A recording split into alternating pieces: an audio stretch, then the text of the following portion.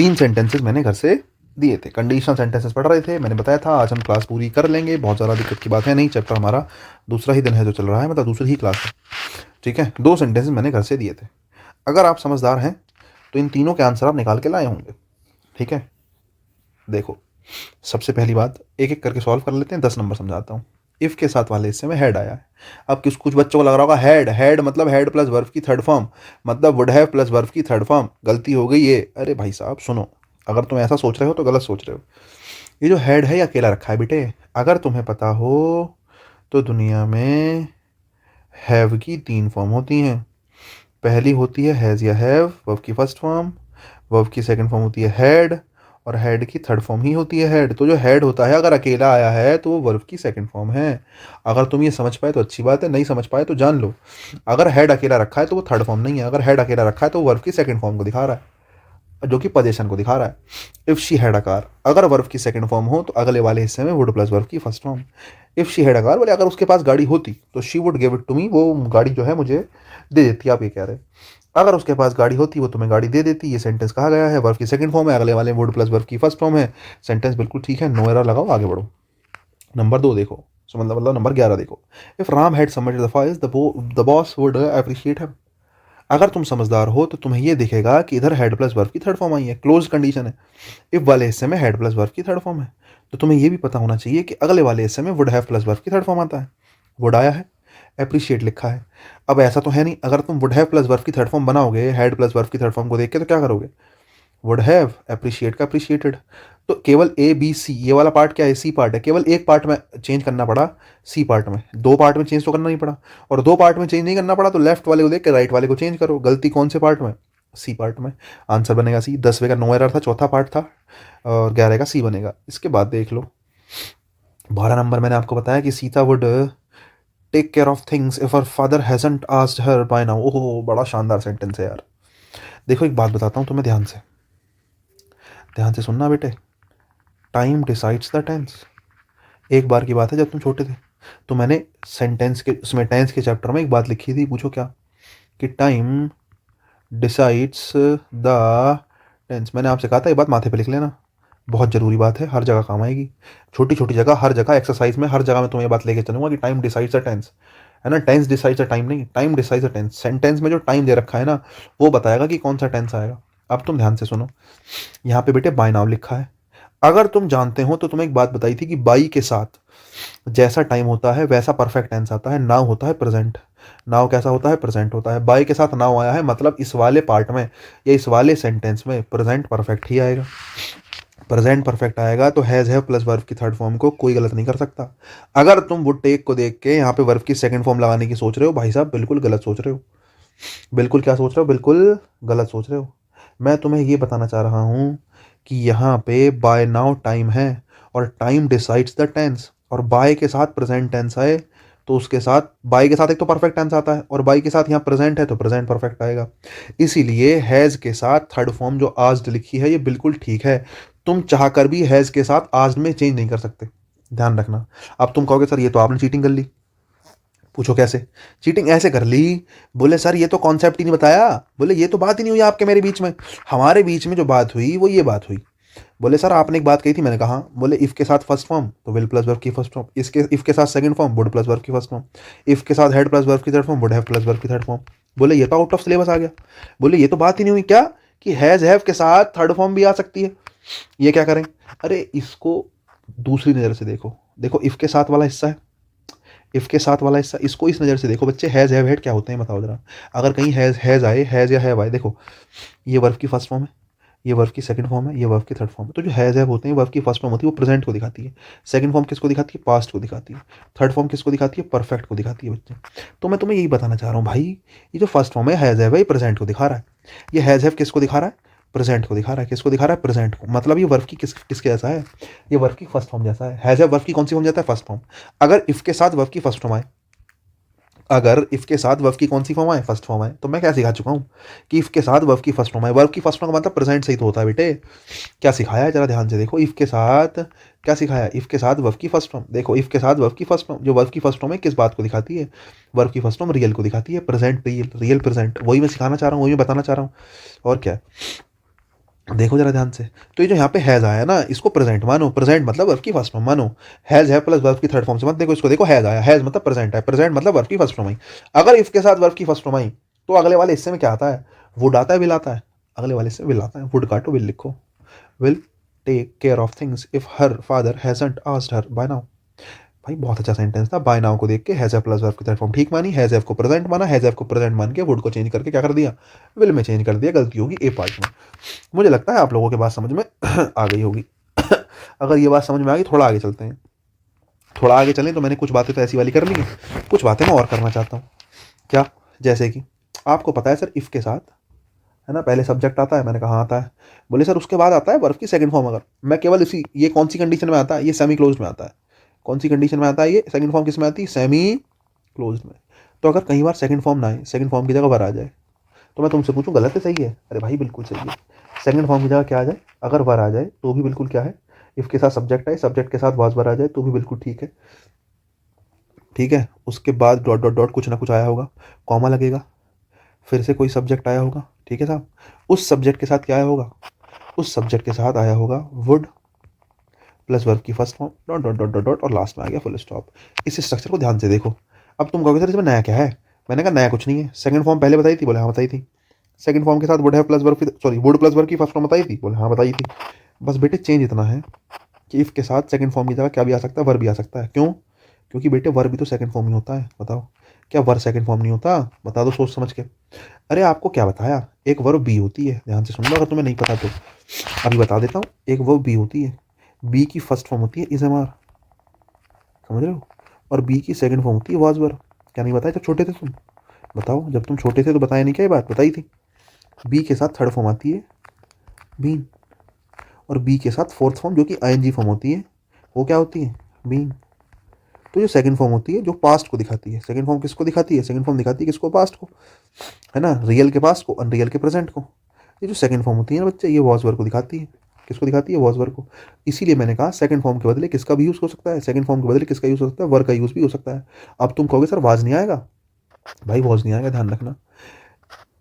अगर इफ आया है तो अगले वाले हिस्से में केवल और केवल वर आएगा, वॉज का यूज नहीं कर सकते।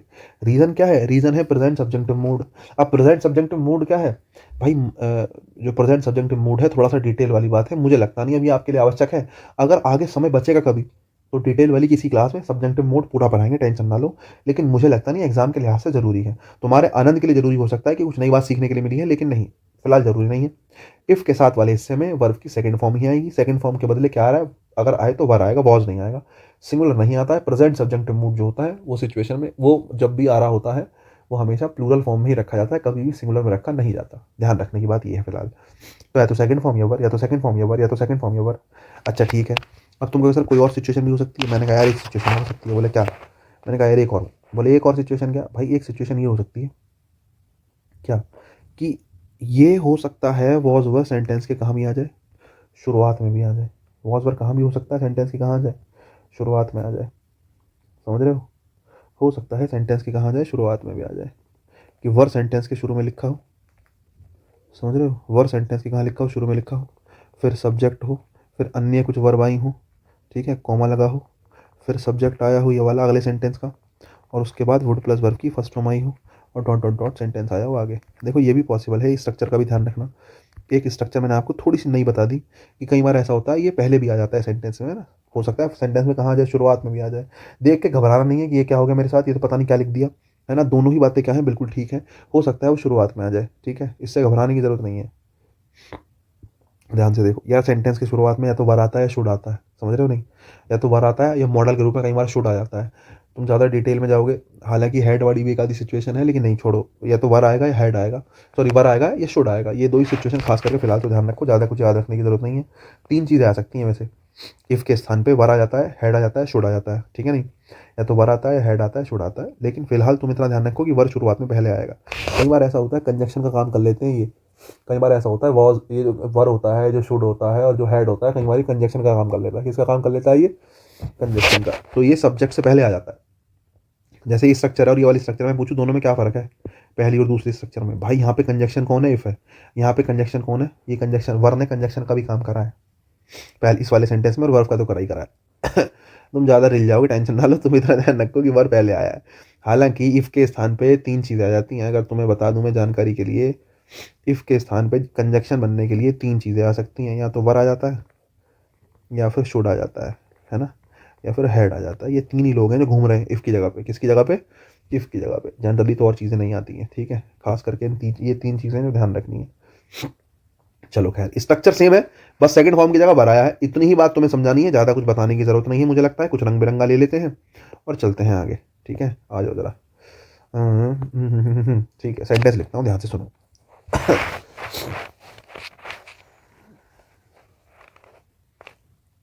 जैसे मैं कहता हूँ, पहला sentence, if I were you, कि अगर मैं तुम्हारी जगह होता या अगर मैं तुम होता, if I were you I will not help हर, कि अगर मैं तुम्हारी जगह होता मैं उसकी मदद नहीं करता, जैसे तुमने मदद करी है उसकी मैं मदद नहीं करता भाई। अगर मैं इस सेंटेंस को दूसरी तरीके से लिखूँ तो क्या मैं ऐसे लिख सकता हूँ, were I you I will not help her. देखो एक बात तो समझने की ये है कि भैया इफ़ के साथ वर आया है, ठीक है, नहीं वर मतलब वर्ब की सेकंड फॉर्म है, तो अगले वाले हिस्से में विल नहीं, वुड प्लस वर्ब की फर्स्ट फॉर्म आएगा। एक बात, ठीक है साहब, वर होती है second form, would plus verb की फर्स्ट फॉर्म। दूसरी बात समझने की है, कई बार वर्ब किसकी जगह पे आ जाता है, इफ़ की जगह पे आ जाता है।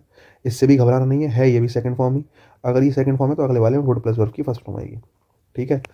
दूसरी बात ध्यान से सुनना, इफ़ आई वर यू, अगर मैं तुम्हारी जगह होता, मतलब आई की तुलना किससे हो रही है, जल्दी बताओ। आई की तुलना हो रही है यू से। जब जब तुलना हो रही होगी ना, तो तुलना हमेशा सेम लोगों में होती है। तुम्हें यहाँ देख के समझ में नहीं आएगा, अगले वाले में आएगा, ध्यान से देखना।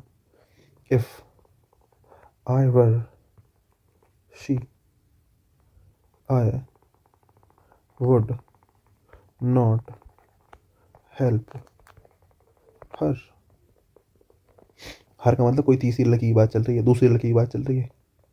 If I were, sorry, were I she I would not help हर। ध्यान से सुनना, if I were she, if के साथ वर आया, second form I, second form I तो वुड प्लस वर्ब की फर्स्ट फॉर्म आ गई साहब। बिल्कुल सही बात है, सेंटेंस ठीक है। मैंने आपसे कहा वर की जगह पे शुरुआत में कई बार इफ़ की जगह पे आ जाता है ये भी second form, would plus verb की फर्स्ट फॉर्म आनी चाहिए, बिल्कुल सही है। सेंटेंस ये भी सही है, ये भी सही है, दोनों हमने कर ही लिए। अब तुम कहोगे सर समझाना क्या चाह रहे हो, मैंने कहा बेटे समझाना ये चाह रहा हूँ, यू को देख के यहाँ तुम्हें कन्फ्यूजन नहीं हो बिल्कुल भी, क्योंकि यू का सब्जेक्टिव ऑब्जेक्टिव दोनों सेम होता है। यू ही सब्जेक्ट होता है, यू ही ऑब्जेक्ट होता है। लेकिन यहाँ जो अगर मैं तुलना करने की बात कर रहा हूँ ना, अगर मैं कहता हूँ इफ आई वर यू, अगर मैं तुम्हारी जगह होता या मैं तुम होता, है ना, इफ आई वर शी, अगर मैं उसकी जगह पर होता, है ना, शी मतलब किसी फीमेल की बात कर रहे हो, तो तुमने आई की तुलना करी है, और तुलना हमेशा सेम लोगों में होती है भाई, सेम लोगों में होती है। अगर आई सब्जेक्टिव केस है तो ये भी कौन से केस में रखा जाएगा भाई, ये भी सब्जेक्टिव केस में रखा जाएगा। आयवर हर मत कर देना, यह जो हर अगर लिख दिया तो वो गलत है, या एग्जामिनर ने हर लिख के दिया वो भी गलत है। वर आए शी, है ना, अब तुम सोच रहे हो सर आई भी रखा है शी भी रखा है, अरे आई की तुलना हो रही है किससे, शी से, और तुलना हो रही है तो तुलना दोनों सेम होंगे। अब तुम कहोगे सर यहाँ पे ऑब्जेक्ट रख दूं, अरे आई तो सब्जेक्ट रहेगा, और सब्जेक्ट की तुलना करोगे तो कौन से केस से करोगे, सब्जेक्टिव केस से करोगे। If I were she, if I were she, her नहीं आएगा, इफ आई वर शी आएगा। दूसरी बात, वर आया है तो अगले वाले हिस्से में वुड प्लस वर्ब की कौन सी फॉर्म आएगी, फर्स्ट फॉर्म आएगी। ये बात मैं तुम्हें बताना चाह रहा था, समझे कि नहीं। कुछ ये कॉन्सेप्ट जो है, ये जो इफ वाला कॉन्सेप्ट है, यहाँ पे आके तुम्हारा पूरा हुआ। मैं कुछ नई बातें तुम्हें बताने की कोशिश करता हूँ, ध्यान से सुनो। एक तो रही ये बात, ठीक है, सुनो जरा ध्यान से। कई बार आपको देखने के लिए मिलेगा, क्या देखने के लिए मिलेगा आपको, वो कई बार देखने के लिए मिलेगा आई विश, आपको देखने के लिए मिलेगा आई विश, समझ रहे हो।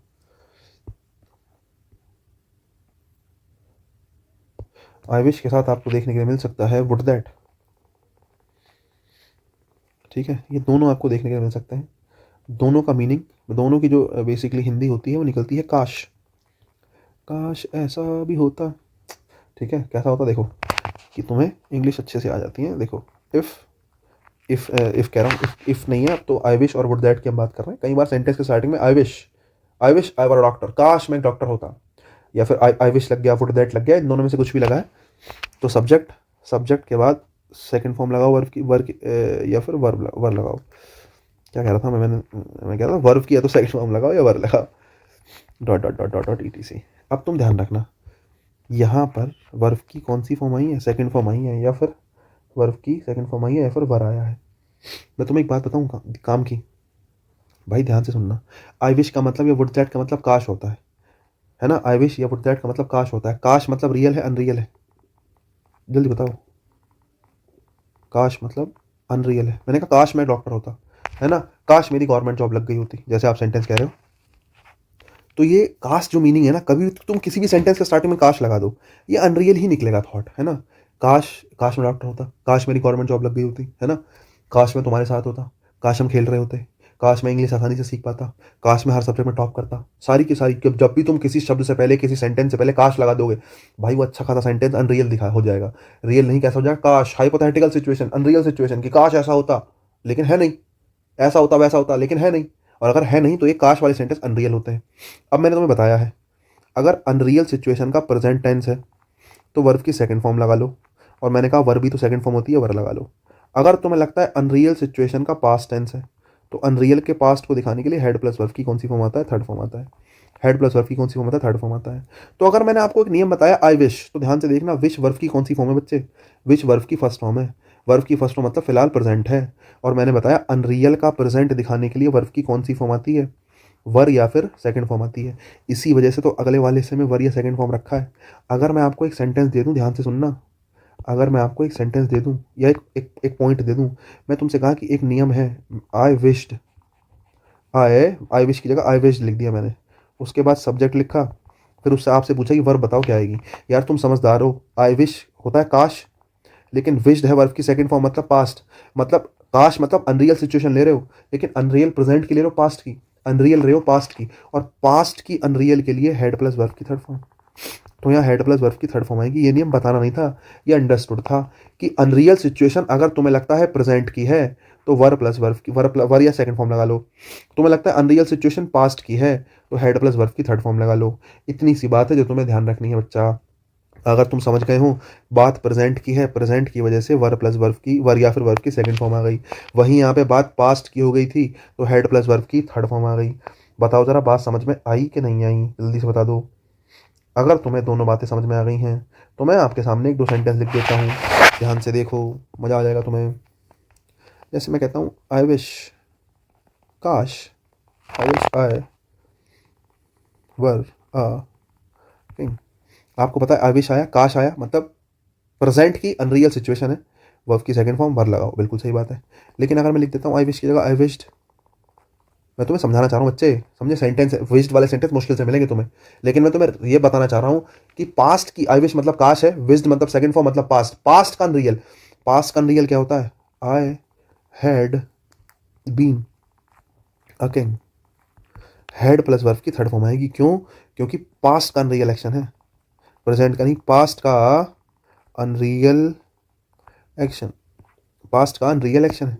अब तुम कहोगे सर ऊपर वाले में, भाई ऊपर वाला प्रेजेंट का अनरियल एक्शन है, ऊपर वाला जो है वो क्या है, प्रेजेंट का अनरियल एक्शन है। तो दोनों बातों में फ़र्क है भाई, और दोनों बातों में फ़र्क है, तो बस इतना सही मैं तुम्हें समझाना चाह रहा हूँ। प्रेजेंट का अनरियल एक्शन वर्ब की कौन सी फॉर्म, सेकंड फॉर्म, पास्ट का unreal action head plus verb की थर्ड फॉर्म। अगर तुम समझ गए हो तो फिर तुम समझदार हो, नहीं समझे हो तो फिर हम सिखा ही रहे हैं। और देख लो थोड़े से सेंटेंस, आई विश की जगह कई बार वुड दैट लिखा होता है, तो वुड दैट का मीनिंग भी काश से निकलता है, और वुड दैट लिख रहे हो, जैसे मैं कहता हूँ काश तुम यहाँ होते, वुड दैट यू वॉज या वर हेयर। अब जैसे तुम वुड दैट देखोगे तो वुड दैट देखने से तुम्हें पता चलेगा बात रियल है अनरियल है, अनरियल है। तो मैं हमेशा एक शब्द छोड़ देता हूँ अनरियल में, और ठीक है, अनरियल है, और अनरियल के साथ वॉज नहीं, केवल क्या आता है, वर आता है, प्रेजेंट सब्जेक्टिव मोड का कारण है इसका। ठीक है, ये हो गई बात। नंबर 4 देखो, ठीक है, मैं कहता हूँ आई विश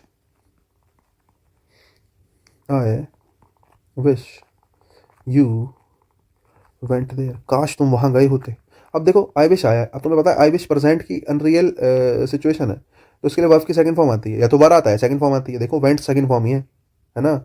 अरे गो वेंट गोन होता है, सेकंड फॉर्म है, और सेकंड फॉर्म है तो सेंटेंस बिल्कुल क्या है, सही है, कोई दिक्कत नहीं, परफेक्ट है सेंटेंस। यही आपको सिखाने की कोशिश करी जा रही थी। अब देखो ये वाला कॉन्सेप्ट भी यहाँ तक आके ये कॉन्सेप्ट भी आपका क्या होता है, पूरा होता है। मुझे लगता है ये समझाने के लिए काफ़ी चीज़ हो गई है। अब इसके बाद मैं आपको समझाना चाह रहा हूँ, कई बार ना बहुत से फ्रेजेस लिखे होते हैं आपके सामने। कैसे फ्रेजेस, बोले सर ये आपने क्या बात बताई, मैंने कहा बताता हूँ। कई बार लिखा होता है it is time, it is right time, है ना, कई बार लिखा मिलता है it is right time, it is appropriate time, ठीक है। या फिर लिखा होता है it is high time, high time बहुत आता है भाई, इट इज़ हाई टाइम, है ना। अगर मैं कहता हूँ इट इज़ एग्जैक्ट टाइम, ठीक है। तो ये अगर इसमें से कुछ भी आ जाए, इन फ्रेज में से कोई सा भी फ्रेज आ जाए, ये इट इज़ टाइम वाला कोई फ्रेज है, बीच में कुछ लगा दे, राइट, अप्रोप्रिएट, हाई, एग्जैक्ट, कुछ भी ब्ला ब्ला ब्ला कुछ भी लगा दे, अरे हमें फर्क नहीं पड़ता कि वो क्या लगा रहा है, हमें क्या करना है, एक मिनट को ब्लैक ही देता हूँ। मुझे फर्क नहीं पड़ता, मुझे इस बात से फर्क पड़ता है कि इट इज़ टाइम आना चाहिए, राइट हो, अप्रोप्रिएट हो, हाइट हो, एग्जैक्ट हो, कोई फर्क नहीं पड़ता। It is time, it is right time, ये सबके सब इमेजिनरी एक्शन होते हैं, समझ रहे हो, कैसे कैसे कैसे एक्शन होते हैं, इमेजिनरी। और अगर ये इमेजिनरी एक्शन है तो आप केवल इमेजिन कर रहे हो, और इमेजिन कर रहे हो, लेकिन वर्ब कैसी है, प्रेजेंट, और प्रेजेंट का इमेजिनेशन है, तो वर्ब की कौन सी फॉर्म से दिखाओगे, सेकंड फॉर्म, या फिर किससे, वर्ब से, सेकंड फॉर्म में किससे, वर्ब से, और dot dot dot dot sentence आगे ऐसे बढ़ जाएगा।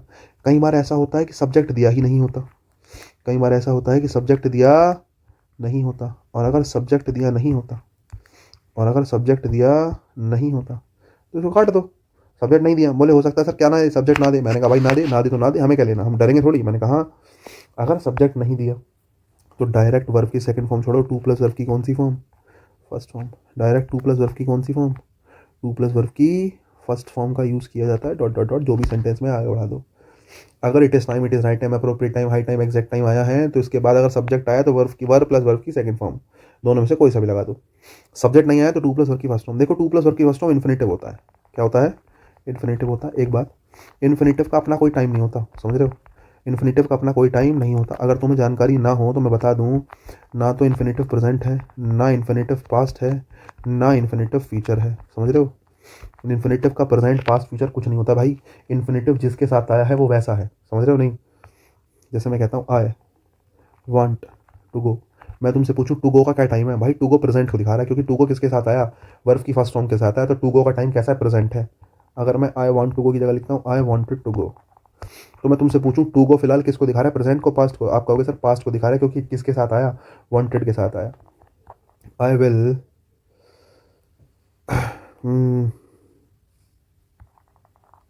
हेल्प हिम,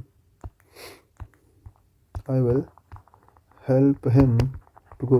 मैं तुमसे पूछूं टू गो आया है किसके लिए, किसके साथ आया, विल हेल्प के साथ आया, विल हेल्प क्या है, फ्यूचर है, तो टू गो भी किसको दिखा रहा है भाई, टू गो भी फ्यूचर को दिखा रहा है। इन्फिनेटिव का अपना कोई टाइम नहीं होता, समझ रहे हो, इन्फिनेटिव का अपना कोई टाइम नहीं होता, प्रेजेंट के साथ आया प्रेजेंट को दिखाएगा, पास्ट के साथ आया पास्ट को दिखाएगा, फ्यूचर के साथ आया फ्यूचर को दिखाएगा। इसीलिए जब सब्जेक्ट नहीं होता है तो इन्फिनेटिव को रख देते हैं डायरेक्ट टू प्लस वर्ब की कौन सी फॉर्म को, फर्स्ट फॉर्म को। अब तुम कहोगे सर मैं तो पास्ट में रखूंगा, मैं तो अरे उसका कोई टाइम ही नहीं है, उसको क्या पास्ट में रखोगे, इन्फिनेटिव का प्रेजेंट पास्ट फ्यूचर कुछ होता ही नहीं है, जिसके साथ आया वहां जैसा आया वैसा रखा रहने तो क्या फर्क पड़ता है। ये चीज अपने आप में परफेक्ट रखी है, इसके लिए टेंस लगा रहे हो, लेकिन मैंने कहा इसका कोई टाइम ही नहीं है यार, टू प्लस वर्ब की फर्स्ट फॉर्म में कोई टाइम नहीं होता, इन्फिनेटिव प्रेजेंट पास्ट फ्यूचर कुछ नहीं है, जिसके साथ आएगा वैसा हो जाएगा। इसका मतलब इन्फिनेटिव के साथ टाइम वाइम कुछ चेंज करने की जरूरत नहीं है, उसको ऐसा कैसे रख दो। अगर सब्जेक्ट नहीं रखा तो डायरेक्ट टू प्लस वर्ब की फर्स्ट फॉर्म। दूसरी बात, अगर सब्जेक्ट रखा है तो तुम्हें पता है कि भाई सब्जेक्ट रखा है तो तुम्हें पता है कि ये जितने भी हैं ये सब के सब प्रेजेंट के अनरियल एक्शन को दिखा रहे हैं, ठीक है, प्रेजेंट के अनरियल एक्शन को दिखा रहे हैं, और प्रेजेंट का अनरियल एक्शन तुम्हें पता है वर्ब की सेकंड फॉर्म या वर्ब से दिखाया जाता है। इतनी सी कहानी है, इसीलिए मैंने सेकंड फॉर्म या किसका यूज़ करा, वर्ब का। अगर मैं एक मिनट के लिए तुमसे यहीं पे ये सेम क्वेश्चन, यहीं पे मैं तुमसे ये सेम क्वेश्चन कहूँ, कॉपी हो सकता है, हो सकता है।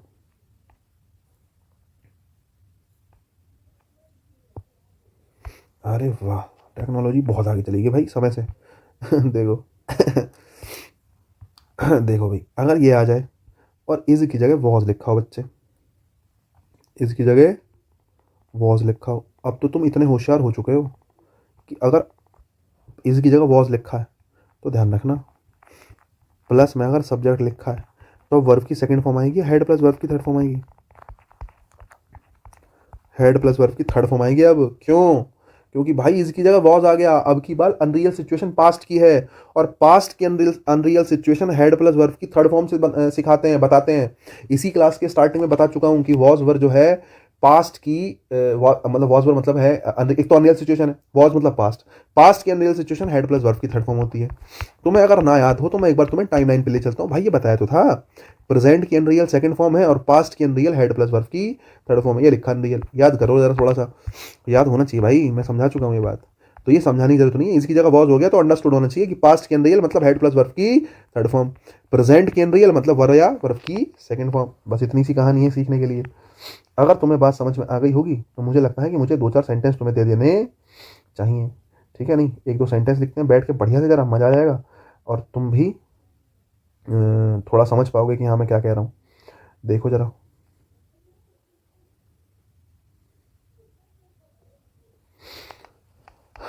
सेंटेंस लिखें, आ जाओ जरा, कौन से, ब्लू पेन से ही लिख लेते हैं मुझे लगता है। पहला sentence, it is time she,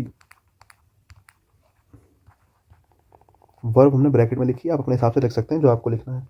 she complete the project.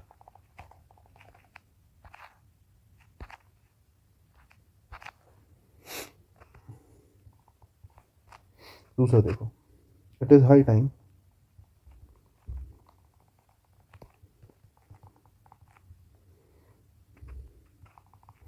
He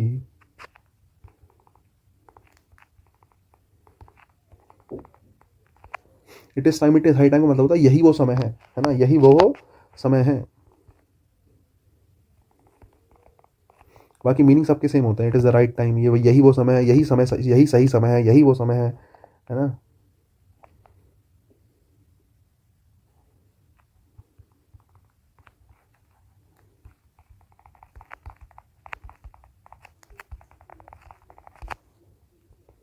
number 4 देखो,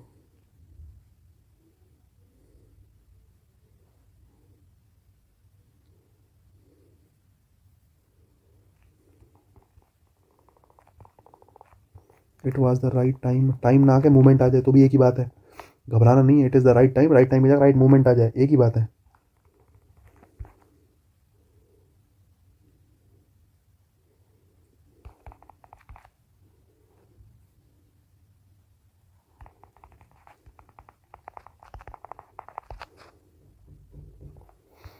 ठीक है साहब, 4 हो गए। अच्छा, इसके बाद मैंने आपको सुपरलेटिव डिग्री वाला नहीं बताया यार, वो भी बताना पड़ेगा। चलो एक काम करता हूँ,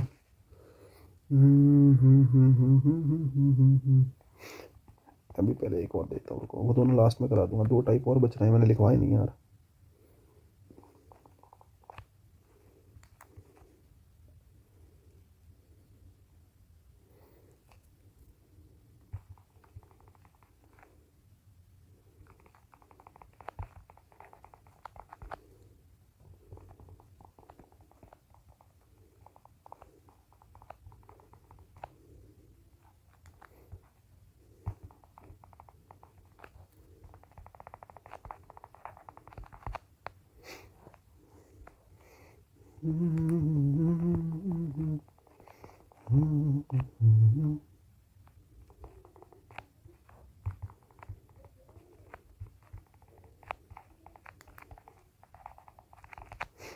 देखो भाई, 7 सेंटेंस हो गए पहले तो, बहुत हो गए हिसाब से, जितने होने चाहिए हिसाब से ज़्यादा हो गए समझाने के लिए बहुत है, ठीक है भाई।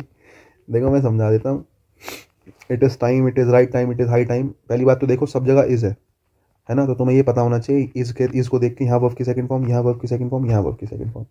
अब कंप्लीटेड है, कंप्लीट है तो कंप्लीट की सेकंड फॉर्म क्या बनेगी, कंप्लीटेड बनेगी। It is high time, come का क्या बनेगा, केम बनेगा। It is the right time, tell का क्या बनेगा, टोल्ड बनेगा, ठीक है नहीं। It is the right time, it is right high time, it is time, ये चारों के तीनों के तीनों क्या है, प्रेजेंट के अनरियल थॉट है, ये ऐसा होता है ना, ये यही समय है, ठीक है ना, यही समय है जब हम प्रोजेक्ट पूरा किया करते हैं, करते थे, जो भी तुम कहना चाह रहे हो, ठीक है। इज दोनों आया है, इज आया है तो वर्ब की सेकंड फॉर्म से हमने तीनों सेंटेंस ठीक कर दिए। वहीं it was the right time आ गया, it was the right moment आ गया, वॉज आ गया। वॉज वर्ब का मतलब है पास्ट का अनरियल एक्शन, और पास्ट के अनरियल एक्शन के लिए हेड प्लस वर्ब की थर्ड फॉर्म, हेड। यहाँ पे वर्ब है बी, बी की थर्ड फॉर्म होती है बीन, तो आप कर दो हेड बीन, चौथे का आंसर हेड बीन हो जाएगा। It was the right movement, they had been responsible. Next देखो, मैंने आपसे कहा इट इस टाइम के साथ कई बार सब्जेक्ट नहीं दिया होता, अगर इट इस टाइम के साथ बाद सब्जेक्ट नहीं दिया तो टू प्लस वर्ब की फर्स्ट फॉर्म रख दो, और टू प्लस वर्ब की फर्स्ट फॉर्म मतलब लिखो to start. It is time to start a new topic, कि यही सही समय है एक नए टॉपिक को स्टार्ट करने का। ठीक है, अब ये सेंटेंस नंबर 6 लिखा है, देखो 6 नंबर देखो, it is time for you to start a new topic. अब स्टार्ट है टू स्टार्ट। देखो कई बार बच्चा क्या करता है पता है, बच्चा सोचता है कि यू सब्जेक्ट है, समझ रहे हो, और तुम्हें अब बोले सर आपने बताया इट इज़ टाइम के बाद अगर सब्जेक्ट रखा हो तो वर्ब की फर्स्ट फॉर्म लिख देते हैं, स्टार्ट का क्या लिख दोगे, स्टार्टेड। भाई जैसे ही तुमने काम करा, तुमने अपने पैर पे कुल्हाड़ी मार ली, गड़बड़ हो गई। अगर तुमने 6 नंबर का स्टार्टेड आंसर लगाया तो गलत हो गया भाई। और अगर गलत हो गया तो कैसे हो गया, ध्यान से सुनो। गलत ऐसे हो गया बेटे, तुमने यू को देख के सब्जेक्ट मान लिया, लेकिन तुम एक बात तो भूल गए, यू से पहले क्या रखा है, फोर।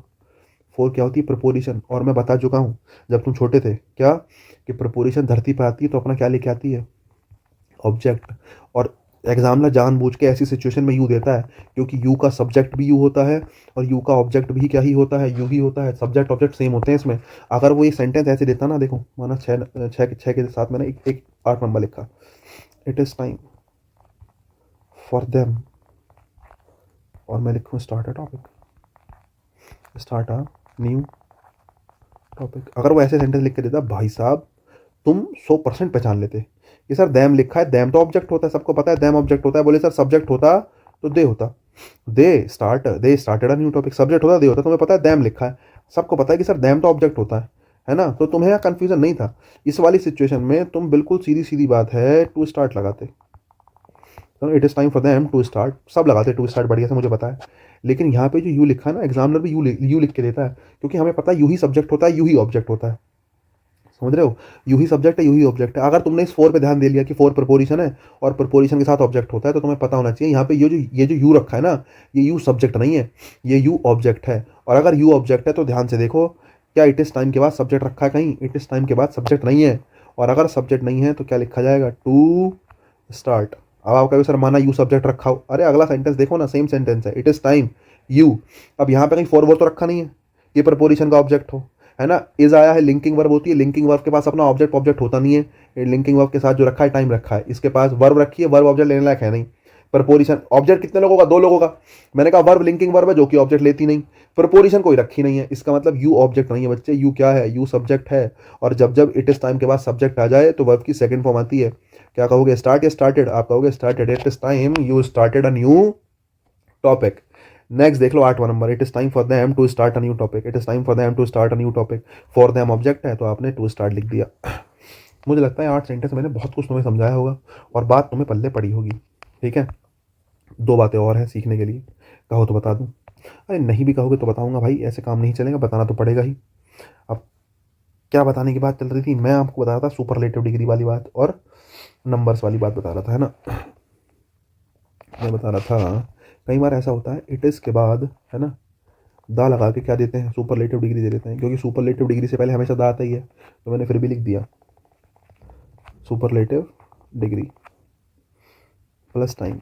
अब तुम कहोगे सुपरलेटिव डिग्री क्या होती है, यार अगर तुम्हें नहीं पता तो मैं बहुत ज़्यादा तो मदद नहीं कर पाऊंगा फिलहाल, लेकिन मैं बता सकता हूँ कि ये एडजेक्टिव या एडवर्ब की होती है डिग्रीज, जो है वो दो लोगों की होती हैं, एडजेक्टिव या एडवर्ब की। 3 प्रकार की डिग्री होती हैं, पॉजिटिव, कंपेरेटिव और सुपरलेटिव डिग्री। ज़्यादा नहीं पता है तो अब मैं बहुत ज़्यादा कुछ नहीं कर सकता फिलहाल, तो अभी ये है कि ध्यान दो, मैं अभी बता दूंगा आगे कैसे कैसे होता है। यहाँ पे परफेक्ट टेंस आएगा, ठीक है। देखो इज़ आया है तो भाई अगर तुमने इज़ लगाया ही है ना, अगर तुमने क्या लगाया है, इज़ लगाया ही है, तो भाई फिर उस सिचुएशन में तो क्या ही लगाओगे, प्रेजेंट परफेक्ट लगाओगे, ठीक है। और अगर तुमने वॉज लगाया है तो पास्ट परफेक्ट लगाओगे। देखो इज़ अगर यहाँ प्रेजेंट है, समझ रहे हो, अब देखो जैसे इज़ आया है तो मैं लिख देता हूँ, अगर इज़ आया है तो यहाँ पे क्या ही आएगा, इज़ आया है तो यहाँ पे प्रेजेंट परफेक्ट आएगा, ठीक है। अगर मैं वहीं पे कह दूँ कि इट वॉज आ गया, the superlative degree plus time plus subject, तो यहाँ पर प्रेजेंट की जगह कौन सा परफेक्ट आएगा, अब आएगा यहाँ पे पास्ट परफेक्ट टेंस, ठीक है साहब। इस बात का ध्यान रखना है, ठीक है। एक तो रही ये बात, और एक चीज़ और ध्यान रखो, कई बार ऐसा होता है इट के साथ इज़ लगाते हैं, फिर उसके बाद देता है द फर्स्ट टाइम, है ना, फर्स्ट की जगह नंबर दे देगा सेकंड टाइम, ठीक है, थर्ड टाइम, ऐसे ही फोर्थ फिफ्थ कर देता है। ये जो नंबर्स होते हैं ना बच्चे, ये ऑर्डिनल नंबर्स कहलाते हैं। कौन से नंबर कहलाते हैं, ऑर्डिनल्स कहलाते हैं। नंबर दो टाइप के होते हैं, कार्डिनल और ऑर्डिनल। अगर तुम्हें ना पता हो तो मैं बता देता हूँ, नंबर्स जो हैं वो दो टाइप के होते हैं, कार्डिनल और ऑर्डिनल। जो कार्डिनल होते हैं वो होते हैं 1 2 3 4। जो ऑर्डिनल होते हैं वो होते हैं फर्स्ट सेकंड थर्ड फोर्थ। जो ये ऑर्डिनल नंबर्स होते हैं भाई, इन सबके सबको सुपरलेटिव डिग्री में ही माना जाता है, समझ रहे हो। ये जितने भी ऑर्डिनल नंबर्स हैं सबके सब ऑलरेडी कौन सी डिग्री में होते हैं, सुपरलेटिव डिग्री। जो फर्स्ट शब्द है ना बच्चे, ये फर्स्ट सुपरलेटिव डिग्री का शब्द है, इसीलिए बाकी को भी क्या ही माना गया है, सुपरलेटिव डिग्री माना गया है। जो मेन फर्स्ट है ना शब्द, ये सुपरलेटिव डिग्री का शब्द है, ध्यान रखना। फर्स्ट कैसी डिग्री का शब्द है, सुपरलेटिव डिग्री का शब्द है, इसीलिए बाकी सब के सबको सुपरलेटिव डिग्री माना गया है। फर्स्ट सेकंड थर्ड फोर्थ अगर सुपरलेटिव डिग्री जैसा बिहेव करेंगे तो तुम्हें ये भी पता होना चाहिए इसके बाद में सुपरलेटिव जैसा ही काम होगा। क्या सब्जेक्ट आएगा प्लस परफेक्ट टेंस आएगा, प्लस कैसा टेंस आएगा, परफेक्ट टेंस आएगा। अब तुम कहोगे सर कौन सा परफेक्ट आ जाएगा, भाई शुरू में इज आया है तो कौन सा परफेक्ट आ जाएगा, प्रेजेंट परफेक्ट आ जाएगा। अगर शुरू में पास्ट आया होता, अगर शुरू में क्या आया होता, पास्ट आया होता, तो फिर पास्ट परफेक्ट आता। बस इतनी सी कहानी है। अगर शुरू में पास्ट आया होता तो पास्ट परफेक्ट आ जाता, इतना ध्यान रखना है, ठीक है। फर्स्ट सेकंड थर्ड फोर्थ कहीं मिल जाए, जैसे माना यहाँ पे वॉज आ जाता, मगर मैं एक सेकंड रुको, फिर या तो इसको मैं हटा के लिख देता हूँ नीचे, क्योंकि जगह तो मुझे दिख नहीं रही है। तो मैं एक काम करता हूँ, इस नंबर वाली लाइन को नीचे ले जाता हूँ। बहुत बढ़िया। अब लिख देता हूँ मैं तुम्हारे लिए, और इससे आसान क्या हो सकता है, इट इज़ की जगह अगर वो इट वॉज लिख दे, ठीक है साहब, और लिख दे उसके बाद फिर बाकी same, the first second third blah blah blah plus subject plus, अब तुम्हें पता है वॉज लिखा है तो प्रेजेंट की जगह कौन सा परफेक्ट, पास्ट परफेक्ट टेंस। दो बातें ध्यान रखने की है, हालांकि ये रूल से थोड़ा बहुत दाएं बाएं हट रहा है, लेकिन तुम्हें ध्यान रखना पड़ेगा, इतना ध्यान रख लो फिलहाल, कन्फ्यूजन नहीं। क्योंकि यार अगर तुम समझदार हो तो मैं तुम्हें सिखाया है टेंस में, जब मैंने तुम्हें टेंस पढ़ाए थे तो मैं क्या बताया था, सोच के देखो। मैंने तुम्हें टेंस बताया था कभी भी सुपरलेटिव डिग्री आ जाए, वहाँ पे रामायण वाला एग्जाम्पल दिया था, याद रखना। आपको याद होगा, Ramayana is the best epic I have ever read, याद करो सेंटेंस, सेम सेंटेंस में लिखवाया हुआ टेंस में, Ramayana is the best epic. जो बेस्ट आया वो सुपरलेटिव डिग्री है, और मैंने कहा जब जब सुपरलेटिव डिग्री आती है तो परफेक्ट टेंस आता है। Ramayana is the best epic, अगर इज आया है, Ramayana is the best epic, अगर इज आया है मतलब प्रेजेंट परफेक्ट है। Ramayana was the best epic, Ramayana was the best epic, was आया होता है ना, तो वॉज आया होता तो प्रेजेंट की जगह पास परफेक्ट रखता। ये सुपरलेटिव डिग्री वाले एग्जांपल है ना, इनका हाइपोथेटिकल सिचुएशन से कोई लेना देना नहीं है, मैं आपको बता दूं, मैं आपको इसलिए बता रहा हूँ। It is time, it is right time, it is exact time, it is appropriate time, ये इसमें से कोई भी एग्जांपल आया है तो इज आया है तो वर्ब की सेकंड फॉर्म या वर्ब, वॉज आया तो हेड प्लस वर्ब की थर्ड फॉर्म। लेकिन अगर सुपरलेटिव डिग्री कहीं आ जाए, ऑर्डिनल नंबर्स आ जाए, फर्स्ट सेकंड थर्ड फोर्थ आ जाए, तो इसको देख के ये मत सोचना कि ये इट इज टाइम वाला एग्जांपल है, ये परफेक्ट, ये एग्जांपल है सुपरलेटिव डिग्री का, और सुपरलेटिव डिग्री के साथ परफेक्ट टेंस आता है। प्रेजेंट के साथ आया है तो प्रेजेंट परफेक्ट है, पास्ट के साथ आया तो पास्ट परफेक्ट है, इसका इमेजिनेशन से कोई लेना देना नहीं है, इसलिए ये बात यहाँ पे अलग से बताई गई है। अगर तुम्हें ये बात समझ में आ गई हो तो मैं तुम्हें दो एक एग्जाम्पल देना चाहूंगा, जो कि मैं हमेशा देता हूँ, बिना एग्जाम्पल के तो मानूंगा ही नहीं, ठीक है, नहीं बिना एग्जाम्पल दिए नहीं मानूंगा। एक बार एग्जाम्पल देता हूँ, अगर तुम समझ जाओ तो, दो तीन ही दूंगा, ज़्यादा नहीं दूंगा। अगर मैं कहता हूँ it was the second time, it was the second time Ram, it was the second time Ram, चलो ठीक है, कम लिख दो वर्ब, और यहाँ लिख दो लेट, ये दूसरी बार है जब राम लेट आया है, ठीक है। एक बात तो ये रही, दूसरी बार एक सेंटेंस और लिखो, it is the best moment,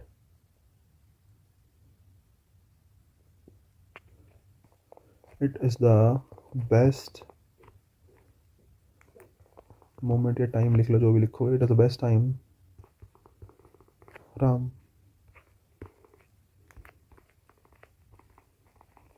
collect,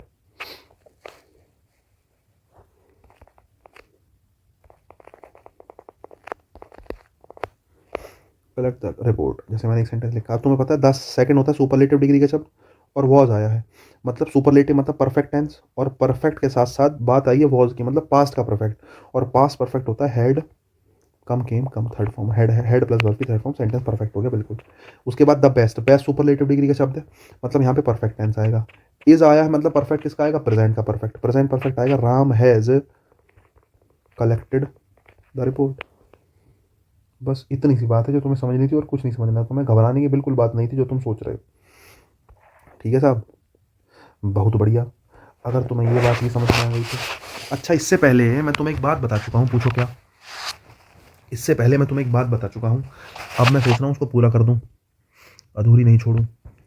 मैंने तुम्हें एक बात बताई थी कि इफ़ के स्थान पर 3 चीज़ें आ सकती हैं, या तो वर आता है, मैंने कहा था, या तो क्या आता है, शुड आता है, या फिर क्या आता है, हेड आता है। देखो ईमानदारी की बात बताना, वर वाले एग्जाम्पल दे दिए कि नहीं दे दिए, जल्दी बताओ।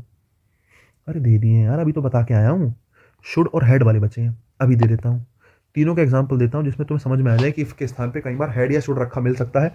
अगर मिल जाए तो घबराना नहीं है, समझ रहे, आपने घबराना नहीं है। देखो भाई एग्जाम्पल देता हूँ, ध्यान से देखो। माना मैं एग्जाम्पल लिखता हूँ, इफ दे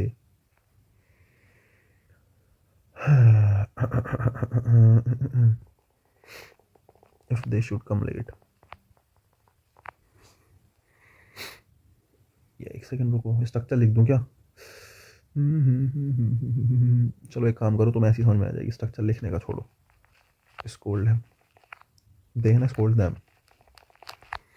देखो इफ जो शुड वाली स्ट्रक्चर होती है जनरली, इफ के साथ जो शुड वाली स्ट्रक्चर होती है, पहली बात तो ये ध्यान रखना, इफ के साथ वाले हिस्से में शुड आता है, मॉडल के साथ वर्ब की फर्स्ट फॉर्म आती है। बाद वाला जो हिस्सा होगा ना वो इंपरेटिव होगा। बाद वाला हिस्सा वर्ब की कौन सी फॉर्म से स्टार्ट होगा? वर्ब की फर्स्ट फॉर्म से स्टार्ट होगा, बाद वाला हिस्सा इंपरेटिव होता है। ठीक है, एक सेंटेंस तो ये हुआ, माना एक सेंटेंस है, ये बिल्कुल परफेक्ट है सेंटेंस, ध्यान रखना है ना। एक सेकंड रुको यार, मुझे पता नहीं क्यों ऐसा लग रहा है कि तुम्हें समझ में नहीं आएगा, तो मैं इसको नीचे ले जाता हूँ, है ना, और मैं तुम्हें एक बार लिख देता हूँ ये शुड वाली बात, है ना, कि स्ट्रक्चर लिख देता हूँ, if plus subject plus should plus verb की फर्स्ट फॉर्म प्लस बला बला बला, ऑब्जेक्ट वगैरह है तो ठीक है, नहीं है तो कोई बात नहीं, प्लस, है ना, उसके बाद लगता है कॉमा, और उसके बाद आती है वर्ब की फर्स्ट फॉर्म प्लस ऑब्जेक्ट वगैरह है तो ठीक है, वरना कोई बात नहीं। ये वाला जो हिस्सा होगा ना बाद वाला, ये जो बाद वाला हिस्सा होगा ये कैसा होगा? इम्परेटिव होगा। ये समझ रहे हो नहीं, कैसा हिस्सा होगा ये? इम्परेटिव होगा।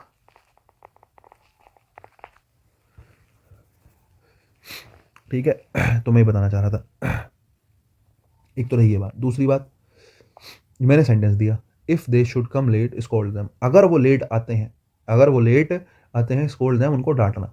ठीक है साहब, मैंने आपसे कहा कई बार इफ की जगह पे क्या आ जाता है, इफ की जगह पे शुड आ जाता है, वो दोनों एक ही काम करते हैं।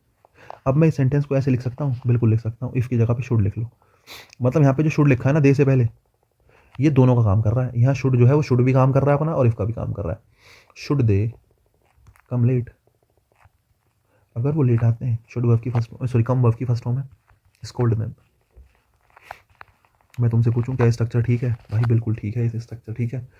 पहला एग्जाम्पल है जिसमें मैं आपको ये बताना चाह रहा हूँ कि इफ़ के स्थान पे शुड का यूज़ हो जाता है। दूसरा एग्जाम्पल मैं एक बार वर वाला दे देता हूँ, if I were you I would not help them.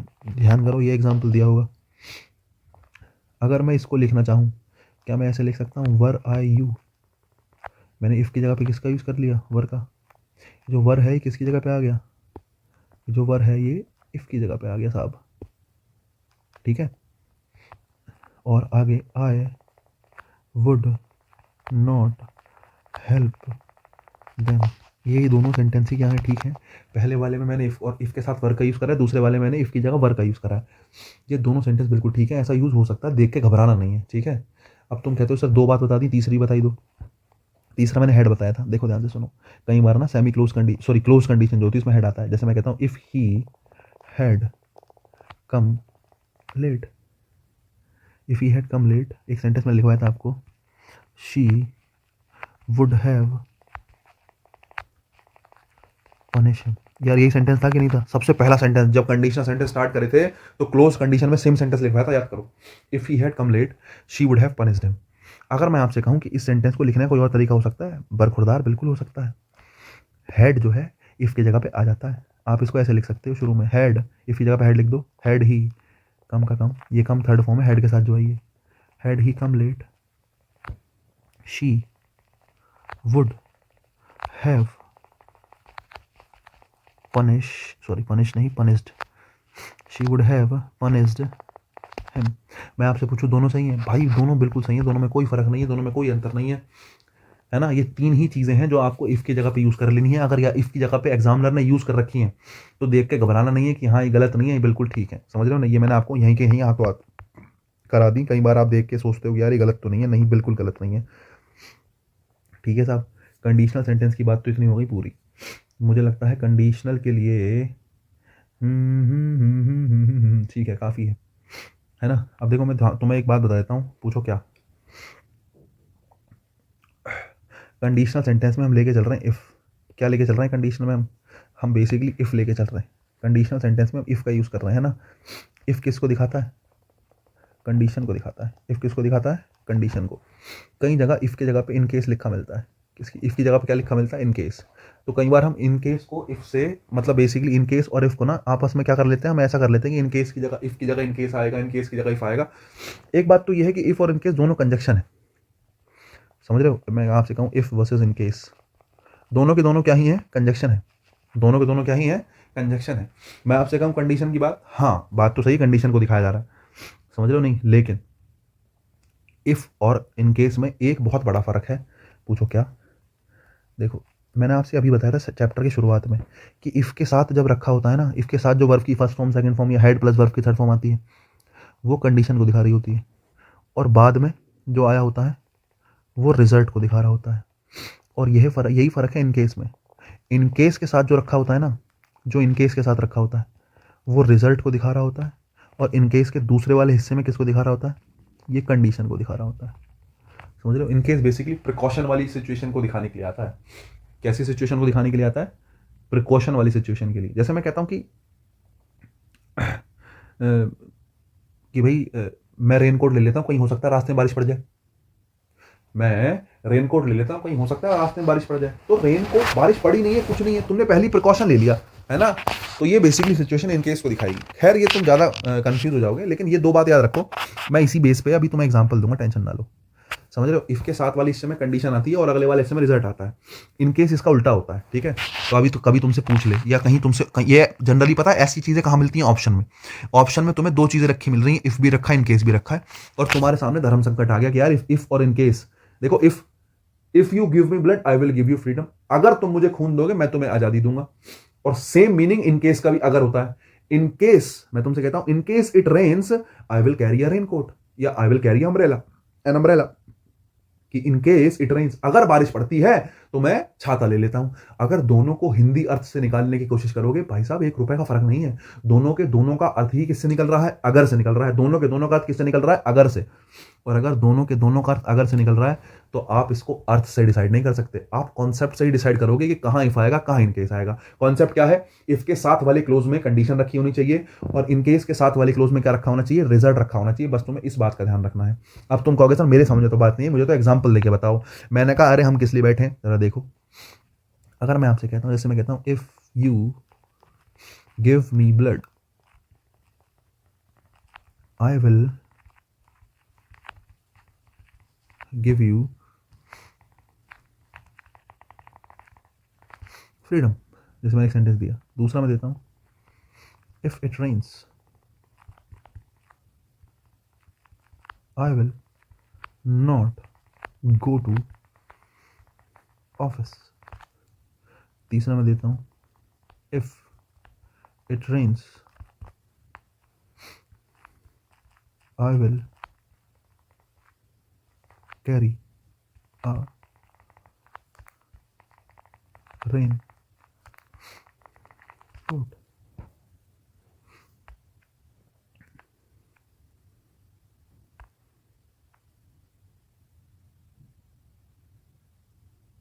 अब देखो तीन सेंटेंस मैंने लिख के, ध्यान से सुनना।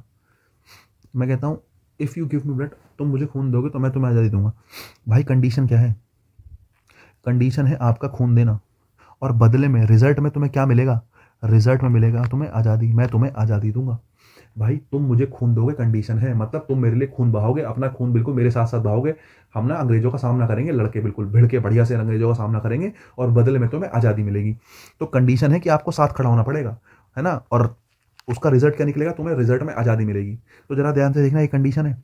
अगर इफ़ के साथ वाले हिस्से में कंडीशन रखी है, ये मतलब जहाँ कंजक्शन रखा है, मैं तुमसे कहूँ या इनकेस आएगा, इफ़ आएगा, तो सोच के देखो यहाँ कंडीशन रखी है। अगर कंडीशन रखी है तो कंडीशन के साथ क्या ही सही होता है, इफ़ सही होता है। इसलिए तुमने सेंटेंस सुना होगा, if you give me blood I will give you freedom. जरा देखो ग्रामेटिकल सही है, वर्ब की first form will plus verb की फर्स्ट फॉर्म।